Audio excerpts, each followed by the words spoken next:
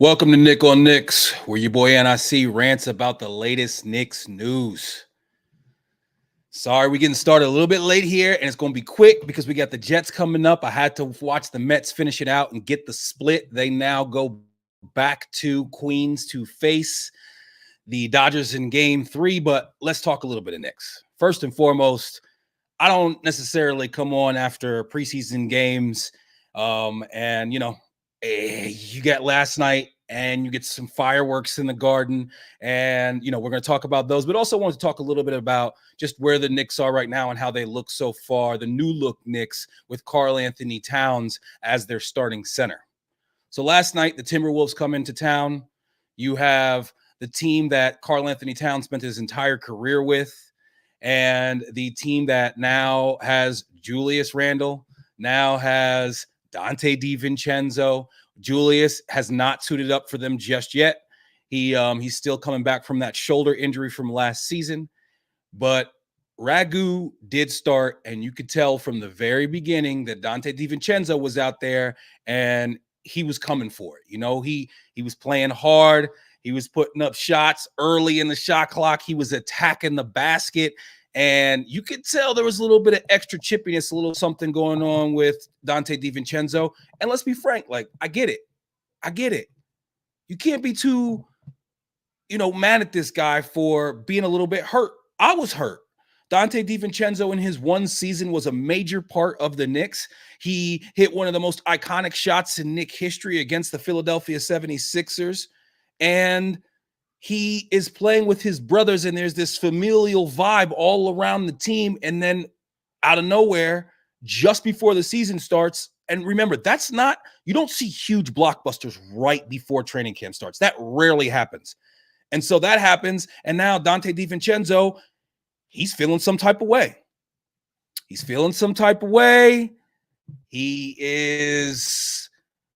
coming out, and you could tell from the very beginning, like I said, he's got a chip on his shoulder. He's ready to do something, even in a preseason game. Okay. And then you get him going to the line after an and one about midway through the first quarter. At this point, he had already hit a couple threes. And like I said, was just being very, very aggressive. And then he goes to the line.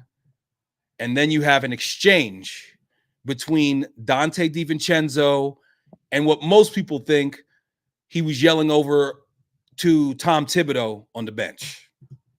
Now, exactly what was said. This is something that I've seen a few different versions of.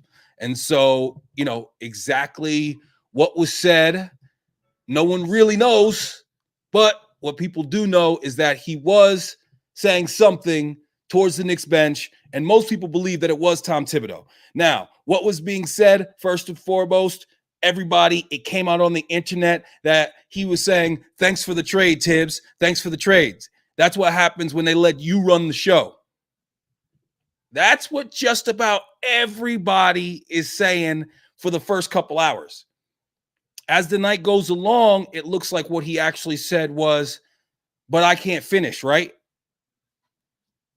That, it looks like he wasn't saying thanks for the trade, but I don't really hear of anybody who says that he wasn't talking to Tibbs, other than Dante DiVincenzo in the post game. He said that he wasn't talking to Tibbs. But then we also have the altercation then of him talking to Rick Brunson. Now, the one between him and Rick Brunson, pretty clear that there was some words that went back and forth. The only thing that could be heard was DiVincenzo saying, "I was talking to Tibbs." So that seems to somewhat contradict what he said earlier when he said he wasn't talking to Tibbs when he went to the free throw line midway through the first quarter. So DiVincenzo, Brunson, DiVincenzo's doing the normal thing after a game. Everybody's dapping everybody up. Everything seems like it's fairly cool. And then Rick Brunson comes over. He's got something to say. We know that Rick Brunson before has gotten into it with different players. I say Rick Brunson gets into it with his own son on the sideline. And if you remember him as a player for the Knicks like I do, he was a guy who was always just a little bit testy. It's kind of one of the things you liked about him back then. And he says something to Ragu that he doesn't like. He says, I was talking to Tibbs. Those two start talking to each other and getting closer. Guys get in between. Brunson is standing right next to Ragu at the time. Remember, this is a groomsman in his wedding. These guys are very, very close. They're not just college teammates. They're not just NBA teammates for one season. These guys are close off of the floor. It was sad seeing that GQ spread, that thing that they had going with all four Nova boys, that obviously when GQ did that a few months ago, they thought that they were going to be still teammates when the spread actually came out. But anyway, they have to get separated. Like a trainer, it looks like, for the Wolves comes over and kind of gets in the way and basically pushes DiVincenzo towards the tunnel. And then when asked about that after the game, DiVincenzo basically said that, hey, that's between two grown men, and we'll talk about that. I mean, there has to be a relationship, obviously, not just from last year, but like I said, with the whole history between, his son and Ragu, there has to be something. I'm sure they'll talk about it. I'm sure it won't end up being that big of a deal. But for a preseason game, it was pretty spicy. And overall, this game, if you watched it, it had a little bit more juice than your average preseason game, and there's obvious reasons why. The Knicks end up winning 115-110. Knicks, I thought, got a very even overall output from a lot of different people. OG came out very aggressive. He looks like he's going to be more aggressive on the offensive end this year, more aggressive putting the ball on the floor, getting to those middies, sometimes getting all the way to the rim. He had one time where he gets in, makes a pump fake, takes a step, gets a layup a la Brunson, something you don't really see from him. He's not just hitting corner threes anymore. OG looks like he's coming out here and he's going to be much more aggressive in this season, and that's definitely a good thing for the Knicks. Josh Hart was the opposite of aggressive. He shot 0 shots, but I know today a lot of people are talking about, does he need to move to the second unit? I'm okay with Josh Hart not shooting much. He does other things. He ends up with 4 rebounds, 3 assists. He's a +4 on the day. Doesn't do anything as far as statistics that's going to blow you out the water. But at the same time, he doesn't seem like a net negative when he's on the floor. He seems like he's giving you something. He seems like a guy that can help always. And that he does things other than score. I have no issues with Josh Hart and, him not getting up a ton of shots. Karl-Anthony Towns still has not shot the ball well as a Knick. He was 5 of 13. He was 4 of 4 from the line. He was 2 of 6 from behind the arc. And he ended up with 16 points. He also ended up with 16 rebounds. I think that's very important. If Cat is going to rebound and if Cat is going to play some defense, I think that really, really means a lot to this Knick team overall and what they can be, because we know that he's going to shoot the ball well. That will come around. But him getting those 16 rebounds is huge, and I continue to see him play pretty good defense. The one issue with him is some of his fouls are going to be mind-numbing. They're going to be it's going to be like watching a young Mitch sometimes. Some of the fouls are going to absolutely drive us nuts. But I do see some things with him in this offense. Like there's plays, it's made its way around the internet where, Brunson gets a layup and you look at Rudy Gobert and he's guarding Cat, and Cat is legitimately 3 feet behind the 3-point line. And Rudy Gobert has to at least be an arm's length of him. That opens up the floor. Even when Julius was shooting his best, nobody's guarding him like that from that far away. And it's going to open up the floor for Brunson. It's going to open up the floor for Mikal Bridges, who once again, I thought just looked fantastic. I love this guy's game, man. I'm going to have so much fun watching this guy play basketball for the New York Knicks because he has the ability to do everything well on the floor. When you ask this guy to be your best player, he can score 26 points a game. We've seen that before. But when you don't ask this guy to be your best player, and when you ask this guy to attack when he's in good situations, attack off of guys closing out because Brunson is, made some penetration, and whether or not the pass is just to him or it's swung around, he ends up getting a shot where he's wide open from behind the 3-point line. He's going to stick him. Him and OG Anunoby are the only 2 players since 22-23 to hit over 1 corner threes per game. So you have Mikal Bridges in his perfect spot where he has people running at him. He is catching the ball on the move. You're not asking too much of him. Love what I'm seeing out of Bridges. Absolutely love what I am seeing out of Bridges. And I think that he is the perfect complement to this team. I liked Ragu, but Bridges is more valuable and a better fit for this team. I love Julius Randle, who didn't get into today's game again, last night's game once again, because he did have the injury. But I'm sorry, if you look at it, it's kind of hard to feel like like Cat's not a better fit. It's a tough one, man. It's a tough one, man. But this is the league that we are in. The starters, Mikal Bridges, like I said, he had 29 minutes. He had 15 points, 4 rebounds, 3 assists. Just a great floor game, great defense. Him and OG Anunoby, Wingstop, as they are being called, are going to be a problem. OG Anunoby and Mikal Bridges on the wings are going to be a serious problem for the entire NBA this year because both of those guys know how to show, recover. They're both long. They both play the passing lanes. OG at one point picked somebody's pocket, cookies, went straight down for a dunk. It's going to be fun to watch this Knicks team play basketball, especially if we see Cat be early in rotations and look like the defender he has thus far in these preseason games under Tom Thibodeau for the New York Knicks. Miles McBride, after a slight illness, he comes back. He's got 23 and 36. I glance over Brunson. Brunson went to the line and shot 13 free throws. He ends up with 24 points. He shoots 6 of 13. He's Brunson, man. He's 6 assists. He looks like himself in mid form, and that's in only 24 minutes of work. I expect Brunson to be a first-team All-NBA this guy this year and be in the top 2 or 3 for the MVP voting. And we're just going to see him continue to blossom, but also not have to do too much. His usage won't be all-time crazy high like it was in last year's playoffs where even Luka Doncic's usage isn't anywhere close to his. We're going to see Brunson out here be able to do his thing with more space, and occasionally we won't have to get everything from him. Off the bench, like I said, Miles McBride played well, 12 points. You have the one really good sequence where Cat has the ball. He, plays a little two-man game with Bridges. He gives it up to Bridges. Bridges goes baseline. Miles McBride slides into the corner, into the shooter spot, and Bridges finds him, and he hits the 3. It's going to be a lot of opportunities like that for Miles this year. Let's hope that if he's able to make a jump similar to the jump that he made last season, we're in real good shape, okay?